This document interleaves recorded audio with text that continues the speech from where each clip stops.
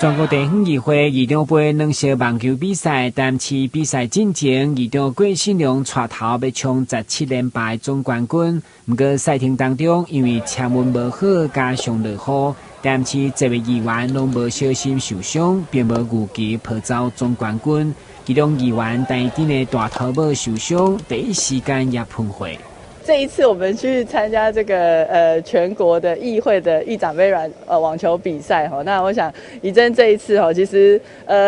很不小心在比赛前2天哈，刚好把手自己哈那个下车急着要跑行程，把自己的手夹伤了哈，那当场就喷血，指甲就裂开哈，那但是经过包扎之后，其实没什么大问题，但是最担心的就是影响打球哈，因为其实这个是右手哈，那我的队友们就说啊你要夹也夹左手，干嘛夹右手？会影响比赛哦。那没有办法，但是因为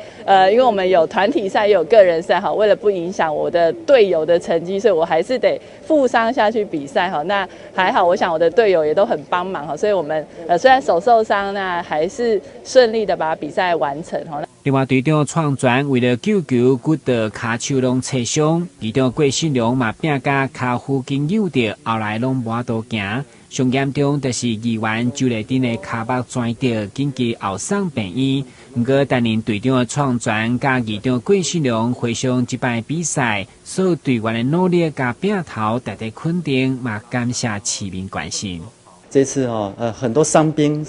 上战场，包括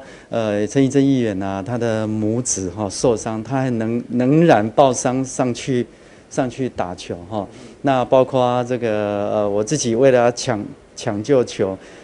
翻滚擦伤膝盖哈，手都受伤，也一样，我们把它打到最后一天结束。这次因为我们的伤兵是比较多了。那因为下雨天的关系呢，场地有点湿滑，那我们自己也有一点不小心，而且加上我们的圈运也不佳，但是我们整体起来所有的职员工还有我们的议员都很认真，也很拼啊，都是从早上打到晚上，那甚至到第2天已经比赛到8点多才分出胜负。那我们几乎9项比赛，我们已经囊括了7项的